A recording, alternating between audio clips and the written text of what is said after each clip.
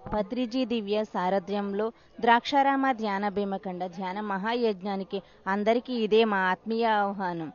జనవరి 10, 11, 12 3 తేదీల్లో జరిగే ధ్యాన మహాభీమకండ శైవక్షేత్రంలో జరిగే ఈ యజ్ఞంలో సంక్రాంతి పండగ ముందుగానే వస్తుంది ఫ్రెండ్స్.